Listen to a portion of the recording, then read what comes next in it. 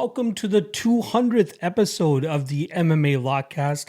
I'm your host, Manpreet, aka MMA Lock of the Night, and your boy on social media at MMALOTN. Now, I wanted to roll out the red carpet and get the balloons and all that stuff for this 200th episode. However, it is 2:20 a.m. on fight day for Bellator 295, and I just want to cut to the chase, and as I'm sure you guys want to as well. I'm not sure how I got so close to the deadline here, but I'm glad that I was able to get the research done in the timely fashion in which I like to do it, and do as much research and get as much information on all these fighters so I can make as informed of a prediction for you guys and give you guys the knowledge that you need to make your own picks as well. So maybe later on this week or this upcoming week, I'll look to do some sort of segment in regards to the 200th episode and kind of nodding towards that. But I do want to quickly give a shout out to everybody that supported your boy through this entire journey. The first episode came out in March of 2018.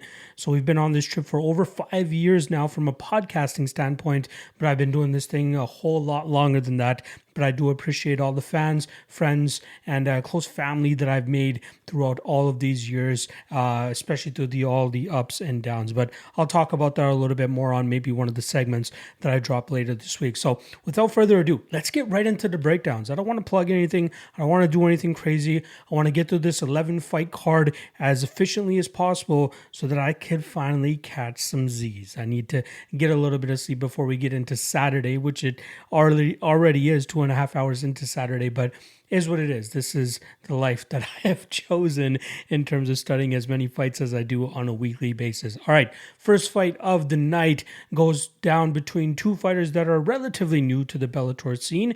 We got Alexei Shurkevich, who is making his second trip to the Bellator cage, going up against Masayuki Kikuiri. Very intriguing fight here between two strikers. Now, on the Shurkevich side, he comes from the Alexander Shlemenko training camp, where you see his spinning kicks and a lot of his disciplined striking style come into play. A lot of his kicking game is pretty much what his striking game is predicated on. He has some good hands as well. He's very patient in terms of waiting for the openings to show themselves from his opponent, and then he lets go with his combinations and makes his opponents pay after that. On the flip side for Kikuiri, dealing with some very weird circumstances in terms of the level of competition he's been going up against during his 11-fight professional career. You look throughout his record and you see a lot of guys that have over 30 combined professional fights, and that means he's just fighting a lot of these older guys that have just been fighting pretty much their entire lives. So more often than not, you see Kikuiri having a youth advantage, a speed advantage, and a power advantage over these guys, which allows him to flow so effortlessly with his striking game. And I think that's usually why we see him get these knockouts or get the better of his opponents in the striking realm. The one big issue that I have with Kikuiri, though, is the guy doesn't seem to move his head off the center line at all, and I feel as though that is going to spell a disaster for him this weekend against Shurkevich, who should be able to see that, pinpoint it, and eventually find that kill shot within the first 2.5 rounds or so. So I do like Shurkevich here. I do think he's the better striker here. I think he's going to be more effective with his striking game. I'd be surprised if we see any grappling here, as it's normally the opponents of these guys looking to take them to the ground. But I think both these guys believe in their striking enough that they can get their hand raised. But I believe it's going to be the Russian fighter who ends up finding that kill shot and putting Kikuiri down. So give me Shurkevich and even a shot on the under 2.5, which currently sits around that plus 100 line. Next up, we got Joanne going up against Bruna Ellen in terms of how these girls match up. Joanne trains with the Pitbull brothers, and you know exactly how she fights if she's training out of that training camp. Her striking, a lot of forward movement, a lot of big shots, a lot of barrages of power hook combinations. She has damn good durability, as she showed off in her last fight against Denise Keyholds, where she ate a lot of clean shots, but did not let that deter her in terms of crashing forward and landing big shots of her own. But she does a lot of good work when she's able to drag opponents to the ground. She's very strong in the the clinch game, especially when she gets her opponents to the ground with her takedowns. And even though she doesn't really transition well from position to position or even look to advance often, she does a good enough job in terms of throwing some big shots from on top, doing some good damage from on top. But there are some points in time where she, kind of falls into a lull, which allows the referee to step in and force a stand up in those spots. But she does a good job in terms of maintaining that top position, not often getting caught in submissions or reversals from her opponents. On the flip side for Bruna Ellen, she came back looking like a completely different fighter after a 2-year layoff before her second last fight. She ended up picking up a victory in her return over Desiree Yanez, where she showcased solid takedown defense and a very crisp striking game that saw her very active on her feet, moving in and out of range and utilizing straight shots down the middle. She painted a picture on Desiree Yanez's face, and I'm not sure how one judge actually ended up scoring that fight in favor of Yanez, but that was a great performance. She followed that up with a spirited effort against former champion Ilima-Lei Macfarlane, but it was unfortunately not enough for her, as Macfarlane was able to get the grappling going at key moments, which eventually forced the judges to score it in her favor. But we are seeing good improvements from the Ellen game that we need to recognize. But I do think that ultimately it's going to come down to the aggression and the forward movement of Laura Joanne in this fight. I think she'll be the one obviously pushing the pace, staying in Ellen's face, and even though she might get dinged up a couple times similar to the Denise Keelholz fight, I think that the judges will optically favor what's happening on the Joanne side, as she's the one consistently moving forward, landing her big shots, and possibly even getting some control time up against the fence, and maybe even getting this fight to the ground where she can do some good work from on top. Ellen is improving, do not get me wrong. So that's why I'm a little bit skeptical on the Joanne side, but I believe that Joanne will make it look better for the judges, land the better shots, and eventually get her hand raised by decision. Next up, we're going to go to the heavyweight division where we're talking about Davion Franklin going up against Kasim Aras. Starting off on the Franklin side, he's coming off of his first ever professional MMA loss where he ended up getting finished by Marcelo Gomez in the final round of their 3-round matchup.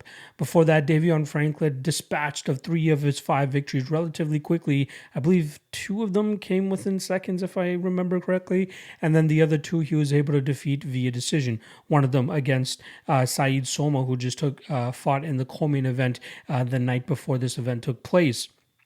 Franklin trains out of the Jackson Wing camp. We know what he brings to the table in terms of his big explosive power that he can put on his opponents early in fights. But now that he's taken his first loss, knowing how it feels to go into deeper rounds and deep waters with better fighters, I'm curious to see how he might switch up his game going into this matchup. Kareem, on the other side, seems to be a fighter that likes to go with the wrestling approach. Now, I believe he has a 7-1 record, with his only loss coming via a chest bite. That's what it says on Tapology. But if you look up the clip for that, he was 10 seconds away from winning a decision, but his opponent wrapped him up in an arm triangle choke, and before he could tap or even before he could find a way out, Aras ended up biting him on the chest, and that ultimately got him disqualified from that matchup. Very weird circumstance there, but it seemed like he was clearly gassed out in that matchup and was just looking for any way out, not knowing how much time was actually left on the clock. But he seems to be a strong, powerful wrestler who has been training in Las Vegas over the last couple of weeks with guys like Sergey Spivak, Hani Marks, and even been seen with guys like Ilir Latifi. My question is how he deals with the big explosive power of a guy like Davion Franklin. I don't think he's going to be able to handle that power in the early goings of this matchup, which is why I like Franklin in the spot. However, minus 335 for a guy that mainly relies on knockout power to get his wins, not a good look, especially against a guy with the wrestling background of Aras. So if you're looking for value, Aras might be the side here, but the way that I'm going to be looking to approach this is actually the under 1.5, which is around that even money line. I expect Franklin to get that early knockout, so I would prefer to take that under 1.5 rather than that chalky minus 335 line, considering how front-loaded his success in this matchup is. This is a fight that you could possibly look at in the live betting perspective, where Franklin might get some good early success, but if he's unable to put Aras away, Aras's wrestling might come in handy here, being able to drag the bigger man to the ground and grind him out from that top position. However, I expect Franklin to bounce back after his loss to Marcelo Gomez with the big round 1 knockout here over Kareem Aras. In the next matchup, we got Bobby King going up against Alan Cruz. Very intriguing matchup here. Obviously, Bobby King, very solid striker, training with the likes of Dwayne Ludwig, has pulled off an upset in all of his victories. Obviously, he's come up short a couple times as well, and especially with his last matchup. I believe it was against Rabadanov. I could be getting the guy's name wrong, but an AKA Dagestani who, you guessed it, wrestled him to the mat and controlled him for 15 minutes and won that fight relatively easily. But when Bobby Green is on, he's able to dictate the pace with the striking, utilize solid combinations, good leg kicks as well, but really gets in and out of the range of his opponent effectively without taking too much damage in return. We saw that on full display when he took on Keanu Riggs a couple fights back, where Diggs, I should say, sorry, not Riggs. Diggs was the bigger fighter, but was having trouble landing clean shots on King, as King was getting in and out of range, landing his shots, and then very much nullifying any of the counterattacks that were coming back his way. Alan Cruz, 2-fight winning streak since being cut from the UFC, although the level of competition he's been fighting over there at Fury FC, pretty average if I must say so myself. Now, this is a fight that he should go out there and win, but I feel like the persistence and the consistency of the striking game of Bobby King will give Alan Cruz some trouble here, especially that possible durability issue that Cruz has been dealing with, as a lot of people believe that he can get knocked out again, and Bobby King is one of those guys that could definitely follow through on that. King has some decent power, but it's his ability to get into the pocket with his combinations that would allow him to connect on the lanky frame of Alan Cruz. This could play out either with King dictating the pace or Cruz doing a good job in terms of traversing the cage, utilizing his front kick up the middle, his long jab down the pipe, and keeping Bobby King at bay. I'm a little bit torn on this matchup, but I do lean the Bobby King side ever so slightly, and I think he could even produce a knockout in this matchup.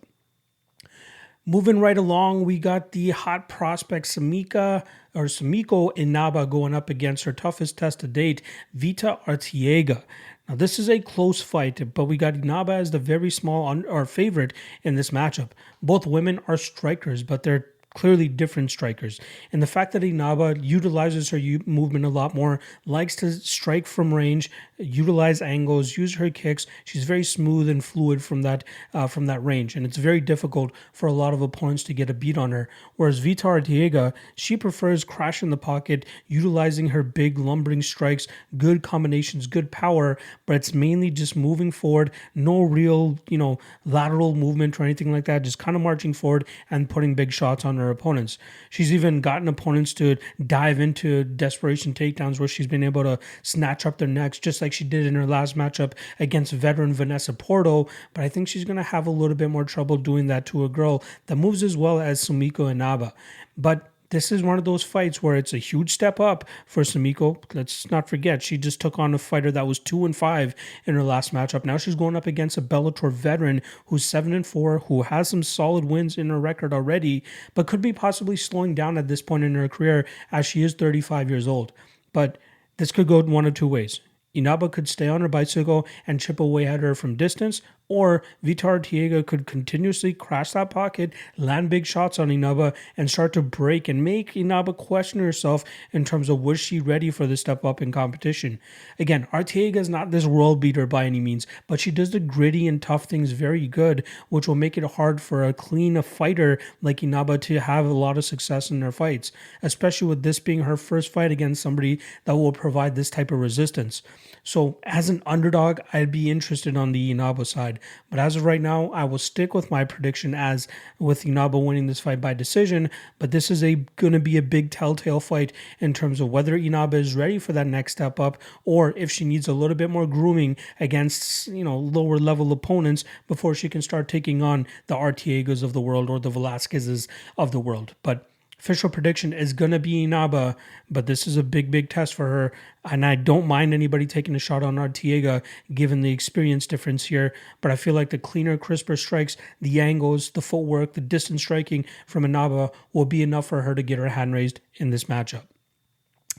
Next up, we're going to go with another Hawaiian here in Kamaka going up against Adley Edwards. Now, Adley Edwards had to make his short notice Bellator debut against Aaron Pico on short notice, like I said. Poor guy. Now, Adley Edwards, his forte is wrestling. And there was no way he was going to go out there and out wrestle a guy like Aaron Pico. So we saw him, have some scrambles, have some decent work with Pico, but it was ultimately Pico who was always the one getting the last laugh, eventually letting go with his strikes, and then finding that third round knockout. Kai Kamaka's grappling defense has very much been improving throughout his career, especially in this portion of his career, as normally his opponents will look to take him to the ground to try to exploit that side of his game. Because Kamaka, let's face it, he is a striker. He throws in great combinations. He's very patient. He waits for his openings, and then he lets go with 3, 4, 5 combination strikes. I love that about him. He's very clean and he's very crisp. Adley Edwards, he's going to be going for desperation takedowns. His striking is pretty much limited to throwing kicks from the outside where it's difficult for his opponents to counter him. And then when he finds that opportunity to change levels and drag fights to the ground, that's where you normally see him get his takedowns and do good work from on top. But even in fights that he wins by decision, you see his gas tank start to fall off tremendously midway through fights, but he does a good enough job in terms of staying safe against these lower level of opponents so that he can still go on and win a decision. That's not going to cut it against the level of Kamaka. I completely understand why Kamaka is minus 250. He might even end up looking minus 400 after this fight, and maybe even notch a knockout victory, something that he got in his last fight. But I think this one might come a little bit cleaner considering how wild, reckless, and erratic that Adley Edwards is on the feet. So as Kamaka starts stuffing takedowns, and he might get taken down the first couple times, but I trust in his ability to work back to his feet, make Adley continuously work, slow that gas tank down, and then eventually take over with his bigger and better strikes. That will open up a knockout opportunity for Kamaka, which I see coming in the second or third round of this matchup. I love Kamaka in this spot, and I think we're getting it's a chalky line, but I think it's a damn good line considering the stylistic matchup here, and not to mention the experience difference between these guys in terms of the level of competition they've been going up against in the past.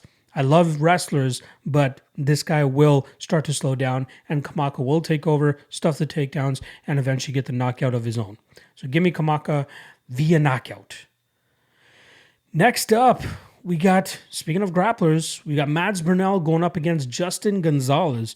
Justin Gonzalez actually picked up a victory over Kai Kamaka a couple fights back, showcasing his solid pot-shotting style where he was able to, land good shots in between the combinations that Kamaka was throwing. Now, it's a very highly contested and controversial decision victory that Justin got that night, but he did do some good work, and I guess in certain lenses, you could see how he won that fight. But he's a solid fighter, has a good wrestling background, so you can see him using it offensively and defensively to keep fights in his range. And in terms of the striking, he remains consistent enough in terms of throwing his shots from the outside and just picking his opponents apart. Mads Burnell is coming off of a 2-fight losing streak now, most recently to Pedro Carvalho, in a fight where he had tremendous success in that first round, grinding him out. But then in that second round, Pedro was able to find a reversal and then ended up grinding out the second and third rounds off of a Mads Burnell who seemed to have blown his wad. But Mads, we know what his game is. He wants to take opponents to the ground, grind them out, find that submission, dominate them from on top. His striking game still needs a lot of work, and that's kind of where he falls short in most of his matchups.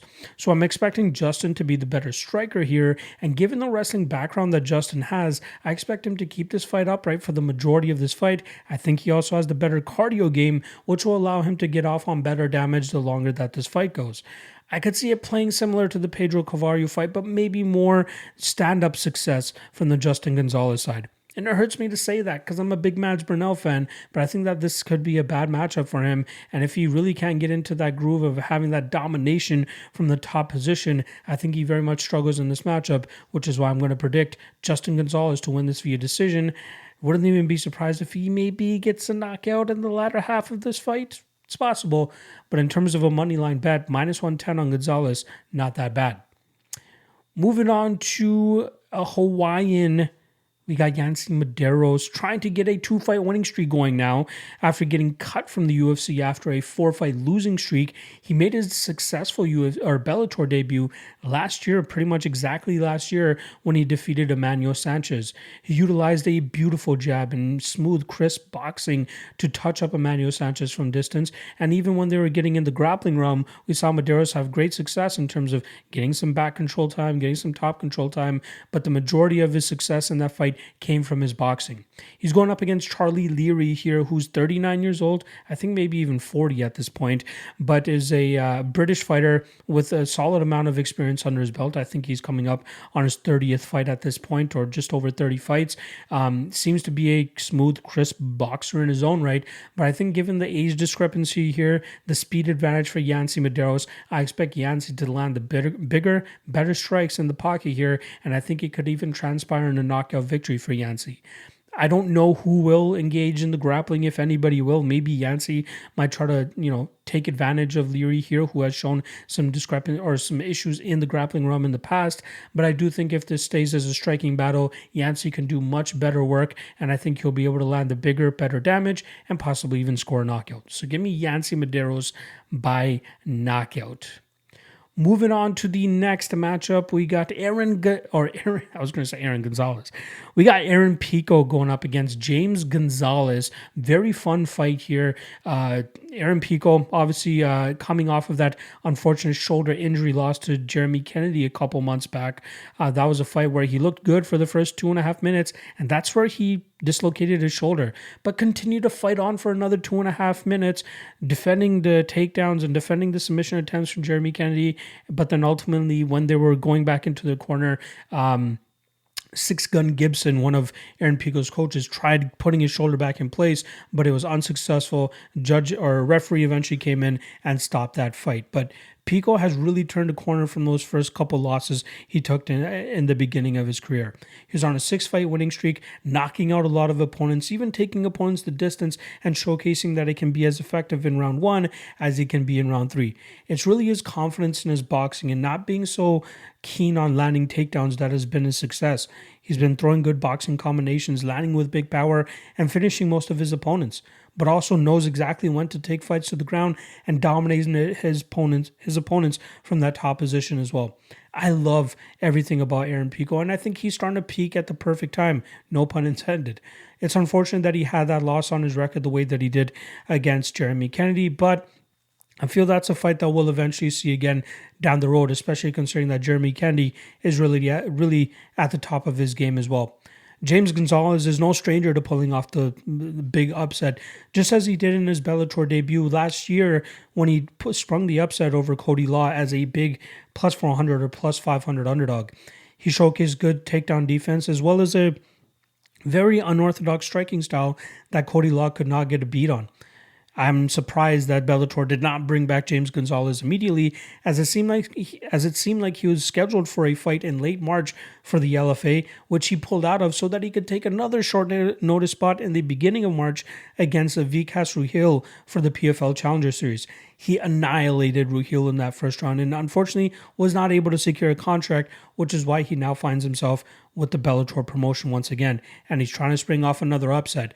Unfortunately for him, I don't think he'll have the striking advantage in this one like he did against Cody Law, which will allow Aaron Pico to crash that pocket, get takedowns if he needs them. Maybe it might not come as easy as they wanted to, but he'll be able to fight off of that break, throw his combinations, throw his big shots, and possibly even find a knockout here over the game James Gonzalez. Now, James Gonzalez, one last thing I'll say about him, he has a 10-5 record, which is salty to a lot of people, but we have to keep in mind that he went 1-3. I just want to quickly get that number correct here. Yeah, he was 1-3 at bantamweight, which would bring his record to 9-2 had he just continued to fight at featherweight, which seems to be his best weight class. However, I still think that Aaron Pico is going to end up being too much for him this weekend, and we'll see Pico get his hand raised by knockout. That moves us on to the co-main event of the evening, where we have Hawaii's favorite daughter, Ilima-Lei Macfarlane. She's going up against Kana Watanabe. Ilima-Lei Macfarlane, I honestly thought she was on she retired, but she did eventually make a comeback, and I think that she's still more so on the latter end of her career, the twilight of her career, maybe just getting a couple extra paychecks and then eventually going to call it a career. She started her Bellator career 11-0, where she won the flyweight title, defended it a bunch of times until she ran into Juliana Velasquez. She took a bunch of time off, came back, and then ended up losing to Justine Kish in a fight where, didn't seem like she was herself. Maybe it was a layoff, or maybe it was the fact that Justine Kish could take her to the mat and grind her out from that top position. She made an emphatic return in her last matchup where she was able to beat Bruna Ellen, get some grappling positions, and just eke out that decision victory. But looking back at it now, maybe hindsight is always 2020, but seeing the level of competition she was fighting when she fought them, maybe it was an over-exaggeration as to how good Alima Lay was actually as a fighter. She has great jiu-jitsu, as you can see through her record. She has a ton of submissions off on her record, but she seems to be more so better off when she's on top than when she's on her back, just as we saw in the Justine Kish fight. Her striking, decent, throws in combinations, but doesn't really have any big power that causes her opponents any type of hesitation or threat, which is where I think that Watanabe will be able to take advantage. She has no striking, good God, awful striking, which is why her only loss on her record right now is a 35-second starching from now champion, or at least I believe she's still champion because I haven't watched Bellator 294 yet, Liz Carmouche.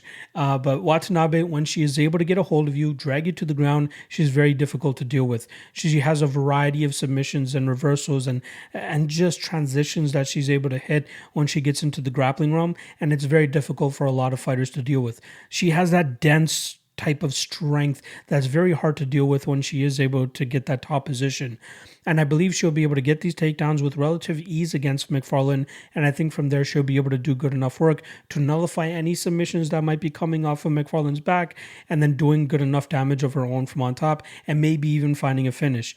Her cardio looks not the greatest, and maybe there are some glimpses of hope for Macfarlane throughout this matchup, but I think no matter what, probably by the first minute or second minute mark of each matchup, Watanabe will be able to grab that takedown, get this fight to the ground, and then do what she does from that top position. So give me Watanabe to pull off actually she's a slight favorite here, so go out there and do what a favorite is supposed to do and win, but I think she does it by decision.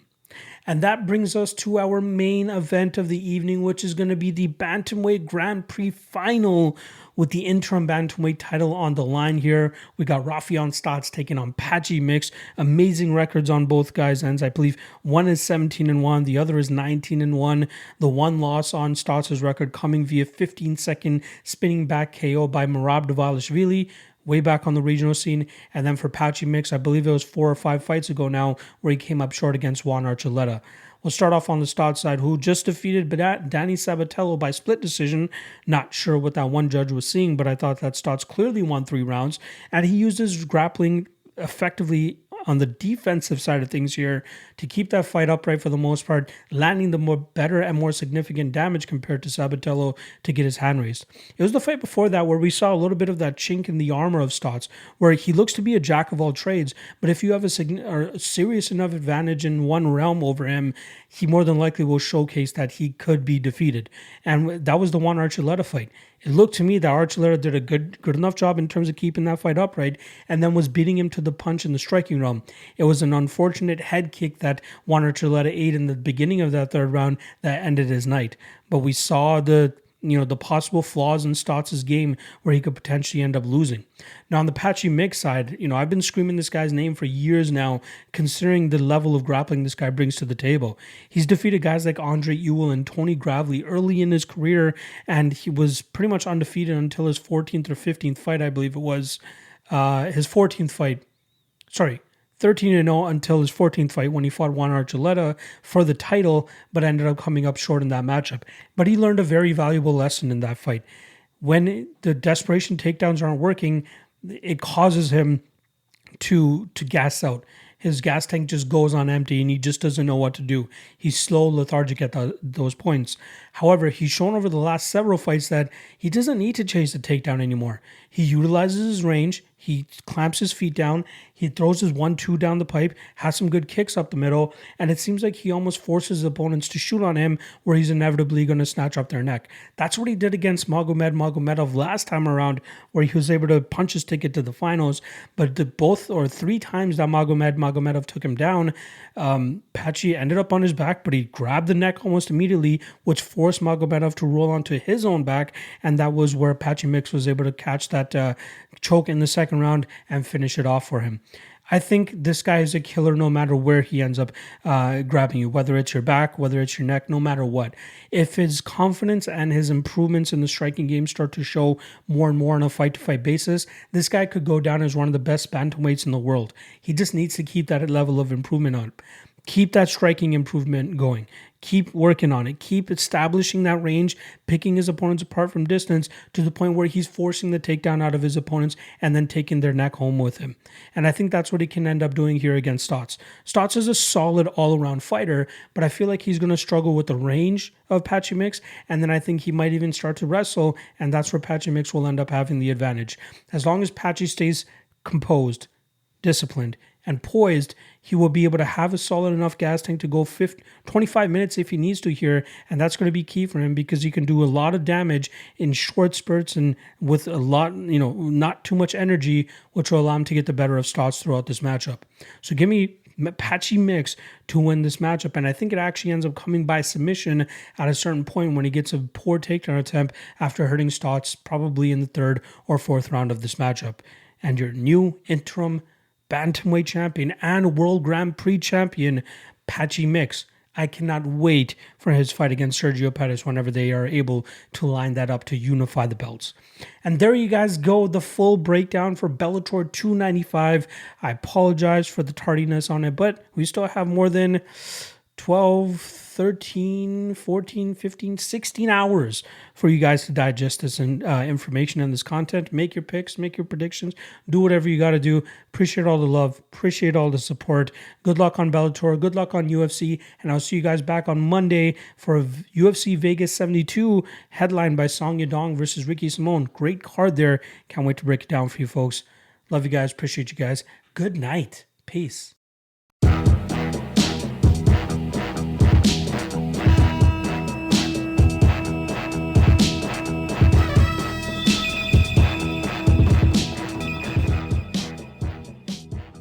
Last thing.